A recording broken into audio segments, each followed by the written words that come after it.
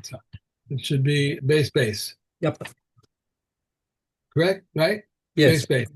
If it occurs after Shabbos, Beis Shammai says one immerses everything before Shabbos, but Beis Hillel says utensils before the Sabbath on a man on Shabbos. But they agree that one may make surface contact with water in a stone vessel to render it clean, but one does not immerse it and immerses from one purpose to another and from one company to another. Page. By Shammai says one brings peace offerings but does not lay the hands on them, but not burnt offerings. Beis Hillel says one brings peace offerings and burnt offerings and lays the hands on them. Right? Okay. I used to live in Far Rockaway. A lot of people, when there was a yontiv, like they would dive in before they would dive in and stay up all night, right? But then in the morning they would go to the mikvah. I could never, I could never get that in my head. How they do that. I guess they do. Well, I mean, there's nothing wrong with going to mikveh. As we see, we hold like base Hillel that you're allowed to go to Right, mikveh on Yom Tov. right. But the whole thing with drying off and the whole. Mm. Well, I'll tell you something else. My physiotherapist is a very avid runner. This is why I go to him because I go to a physiotherapist who understands the need to run. Otherwise, the physiotherapist will say, "Well, why'd you keep running? You keep injuring yourself. So stop running and you'll stop injuring yourself." So, anyway, so he went and asked a Shaila from his Rav if he's allowed to run on Shabbos because for him it's oneg. It's on Oh, Shabbos to do it, and his Rav said, "Okay, if it's on Shabbos, then you can run." So what he does is on early Shabbos morning, he gets up, takes a run he lives in Neve Daniel, and he takes a run through the Derech Avos to get to a certain mikveh, and he tovels there, and then he comes back. I had the same question. Someone I knew. This was before Far Rockaway. This was in the Young Israel there. There was someone he had four boys, Yeah, and he never gets to see his boys. He's working constantly, didn't work. But yeah. every Shabbos they would play basketball. Now he said, that's my owning. That's my enjoyment to play with my boys. Okay. So they got a That's lot of legit. argument on both sides. Legit. All right. Okay. משנה ה' בית שמאי אומרים לא יחם אדם חמין לרגליו אלא אם כן ראוי לשתייה. So here we have something that's a fundamental divergence of one of the things that we just assume is halacha, but we don't realize that Beis Shammai was against it, is the idea of mitoch. That a lot of things are permitted on Yom Tov because of ochel nefesh. So you want to cook, you're allowed to cook. Okay, that's the definition practically of ochel nefesh. You need to eat stuff on Yom Tov. You can cook on Yom Tov, but once you're cooking water, heating it up. What about heating it up for your personal needs, like washing yourself down in some nice warm water? Beis Shammai say no, you cannot do that. You're not allowed to heat up water just for washing yourself up, unless you heated up water for drinking and you found you had left over. Okay, you can use the leftover water for washing yourself down, but you can't heat it up for something that's not actually for eating purposes. Okay, Beis Hillel Materian. See, the principle of Beis Hillel is once we have a heter to do it for food, we also have a heter to do it for anything that's not food. And Yeah. that's what we call mitoch. Mitoch shehut letzorech ochel nefesh, hut lekol tzorech. Okay, I don't know if I'm saying the statement correctly, but that's the basic Right. idea of it. Okay. Ose adam medura umischamim kenegda. So a person can also light a fire, make a bonfire, not for cooking, but just to warm himself up. Okay, and that is a completely legit thing to do on according to Beis Hillel. Another. Yeah, on Yom Tov, correct. Does your Mishnah have mine has Beit Shammai says a person may not heat up water for his feet unless it is fit to be drunk. Then it says, but Beit Shammai permits it. I have, of course, I put No, Beit Hillel. that's a mistake. It's a misprint. It's Yeah, Beis but Hillel I that Beit permits Hillel, it. that's what I put in Beit Take a Hillel. look on the Hebrew side. It'll say Beis Hillel. I should keep looking on Hebrew side. Yeah. Okay. Vav, Shlosha Dvarim Rabban Gamliel Machmir Kedivrei Beis Shammai. Now, of course, Rabban Gamliel is a descendant of Hillel. So he's definitely a Beis Hillelnik, but there were certain areas where he was Machmir like Beis Shammai.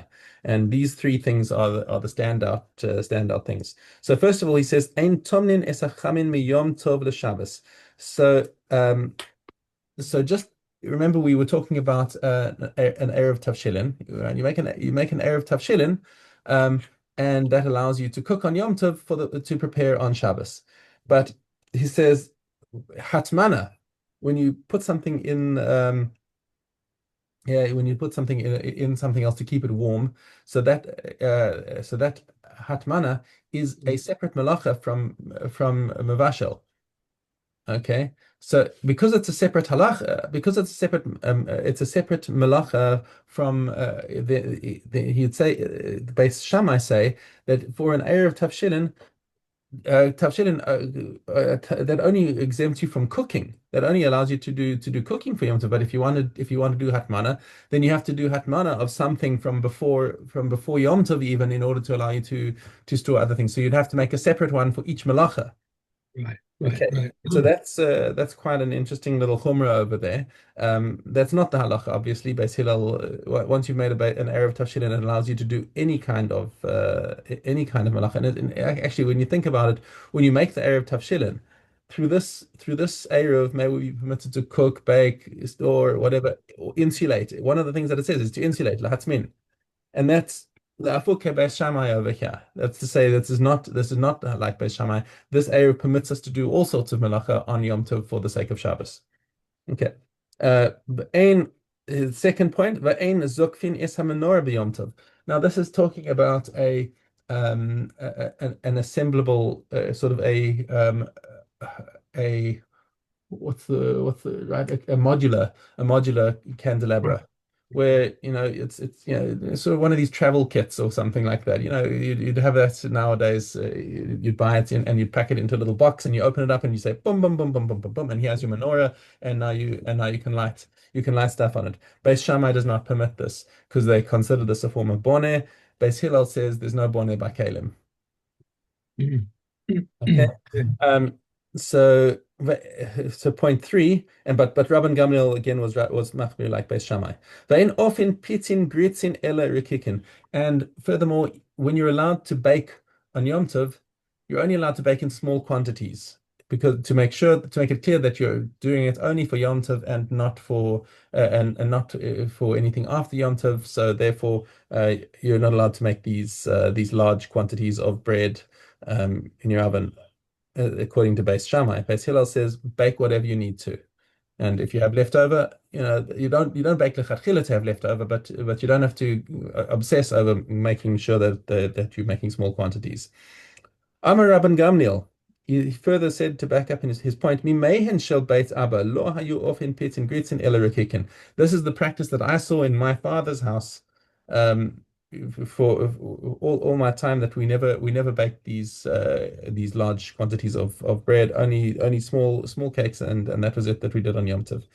Amrulo, so Chachamim said to him, okay, well, ma naseh lebeis avicha. What are we going to do with your parents' house? Shehayu machmirin al atzman. They were machmir to themselves. Umekilin echol Yisrael. However, they recognized that this was a chumrah, and they never paskin such as halacha on the rest of Klal Yisrael. Liyos of in pitin gritzin v'chori, because the rest of Israel, they said it's fine. You go ahead and follow Beis Hillel. So what the Chachamim are pointing out to Rabban Gamliel is that, yeah, you can be machmir on yourself, but nonetheless the halacha is like Beis Hillel, and that is what your father's house always paskin for Beis Yisrael. So keep your personal chumrah, but keep it to yourself. Okay. Zion. Afhu Amar Shloshet Varim Lahakel. So since we just brought three things where he was more machmir than the Chachamim, here are three things where he was more makil than the Chachamim. Mechabdin bein hamitos. Okay. We're talking here where people had dirt floors. Right, they didn't have nice tiles like we have, and there's a concern when you're sweeping the floor on Shabbos and Yom Tov that there are going to be holes in the floor, and you're going to say, "Oh, okay, I'll sweep some of the dust into one of the holes and fill it up nicely." That's malacha boneh. Okay. So what he said is mechabdin bein hamitos. He said when you're sitting and eating, the beds, by the way, the beds is they used to lie on the couches to eat. So if Right. you drop things up, and if you drop things in the eating place, it's fine to sweep up. because it's unlikely that you're going to find any holes over there. However, the Chachamim were machmir on this and said no sweeping whatsoever because you might sweep up the rest of the house. Menichin esa mugmar b'yom tov. He also says you're allowed to make mugmar as a kind of an incense. So they would put this incense on the coals in order to make a nice smell. And Rabban Gamliel said you could do this even on Yom Tov because this is Hanas Haguf, he says. But Chachamim said it's asa to put mugmar on Yom Tov because it's not something that everyone does. It's a very upper class kind of thing to do, and it's not a general use kind of thing. And they said we're not happy with doing mugmar on Yom Tov. It's not considered an ochel nefesh. V'osin gedim kulas b'leil psachim. And furthermore, here's a big thing: is that he even in the absence of the temple, he permitted making a roasted lamb on Pesach. And the Chachamim said this looks too much like you're making kochim b'chutz, and they asad doing that. So Chachamim osrin in all these three cases. All right. Sukkah. Dalet. How would the water libation observed? A golden flagon holding 3 logs will be filled from the shloah. When they reached the water gate, they sounded tekiah, true or tekiah. He would send the ramp and turn to his left. 2 bowls of silver stood there. The Yehuda says they were plaster, but the surface had been darkened by the wine. And both had apertures like 2 thin snouts. One was wide, the other was narrow, and so that both might empty at the same time. The western was for water, the eastern for wine. If he poured water into the wine or wine into the water, he has fulfilled his obligation. Rabbi Yehuda says he would pour from one log all 8 days.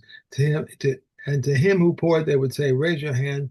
Well, once someone poured the libation onto his feet, and all the populace pelted him with their estrogen. As it was performed during the weekday, so it performed on Shabbos, except that he was filled on Friday a golden barrel that had not been consecrated with water from the shloach, and deposited in the chamber. If the water was split or was left exposed, he would fill the flagon from the leva.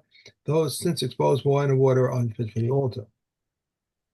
The fluid on 5 or on 6, this was the fluid of Beit Shoeva, the house of the water drawing. Since it does not override Shabbos on Yom Tov, they said, whoever has not seen the rejoicing of the Beit Shoeva has never seen rejoicing in his life. Okay. Mark over here. Okay, second to get the mark. Okay. And Yoma. Okay. Base Vav. Zion. Okay, so I crossed it up. Base Zion. An ox was offered with 24, the head and the hind leg, the head with 1, the hind leg with 2. On Sukkot, and the tail and the hind leg, the tail with 2 and the hind leg with 2. The breast and the neck with 1, the neck with 3, and 2 forelegs with 2, and 2 sides with 2, the intestines, the fine flour, and the wine with 3 each. In which cases do the above apply? For communal sacrifices, but for personal sacrifices, if he wanted to offer, he may do so. The flaying and the section of these and of those are the same. The administrator said to them, "Go out and see if the time of slaughtering has arrived. If it has arrived, the one who sees it says, Bacheh." Matzia ben Shmuel says the whole of the east has lit up as far as Hebron, and he says yes. Why was this necessary? Because one time when the moon rose and they thought that the east had lit up, so they slaughtered the day of the sacrifice and they had to take it out to the place of burning. They took the kohen gadol down to the mikvah. This was the rule of the temple. Whoever moved his bowels needed immersion, and whoever urinated needed to wash his hands and feet. Okay.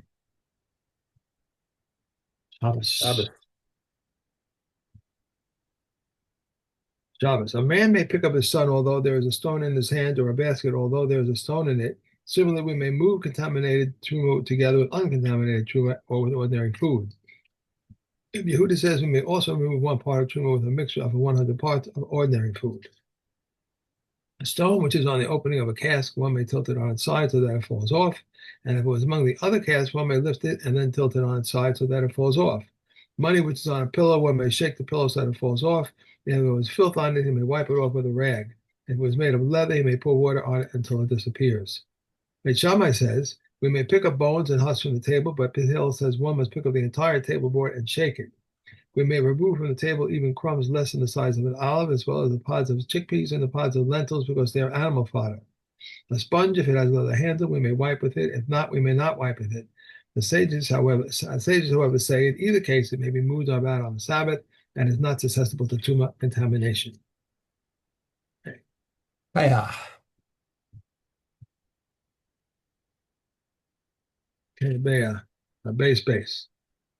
A water conduit which cannot be reached with one, Rabbi Yehuda says it forms a division. In all the hills that were dug with the mattock, even though the cattle cannot pass with its implements, it gives pay for the whole.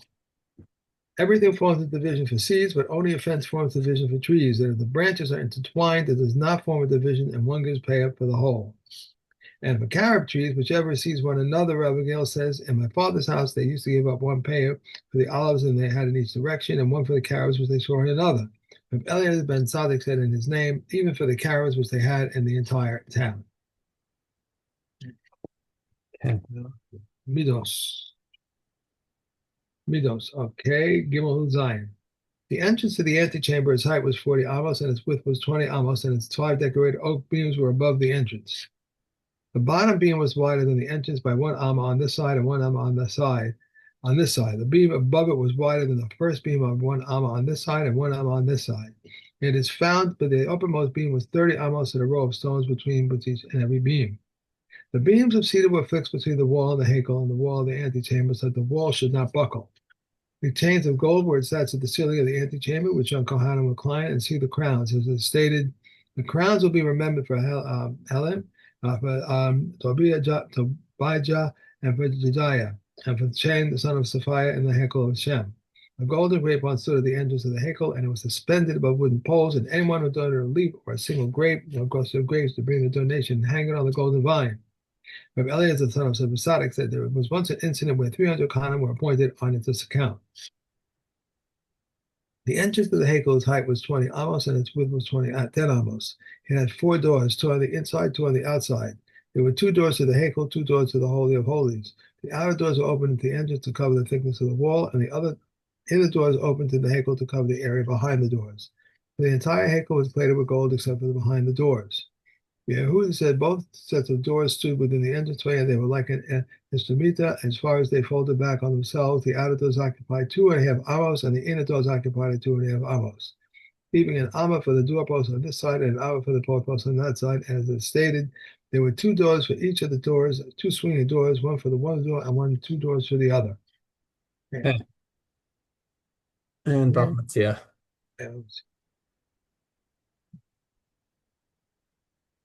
Okay. Test Aleph. If one borrowed a cow and borrowed the service of its owner along with it, or hired its owner along with it, or he borrowed the service of the owner and hired him and afterwards borrowed the cow and it died, he is exempt, as it is said. If its owner is with him, he did not pay. But if he borrowed the cow and afterwards borrowed the service of the owner or hired him and it died, he is liable. As it is said, if the owner is not with him, he shall surely pay. If one borrowed a cow and he either borrowed it for a half a day or hired it for a half a day, or borrowed it for 1 day and hired it for the next day, or hired one and borrowed one and it died, the lender claims that the borrower died, or that it died on the day it was borrowed, or that it died during the hour that it was borrowed, while the other one says it does not know, he is liable. If the renter claims that the hired one died, or that it died on the day it was hired, or that it died during the hour it was hired, while the other one says it does not know, he's exempt. If this one claims it was borrowed one and this one claims it was a hired one, the renter swears that the hired one died, and this one says he does not know, and this one says he does not know, they divide. If one borrowed a cow and sent it to him through his son, through his slave, through his agent, through the son, slave, or agent of the borrower, and it died, he's exempt. If the borrower said to him, send it to me through my son, through my slave, through my agent, or through your son, through your slave, or through your agent, and its lender said to him, I am sending it to you through my son, through my slave, or through my agent, and through your son, through your slave, and through your agent. And the borrower replied, send it, and he sent it, and it died. He's liable. So it is at the time that he returns it. Okay. That's it? Okay, we're done. Good. Okay. Thank you very much. Thank you. Have a great day. I will see you tomorrow, Mr. Shem. Okay. Bye. Bye. See you.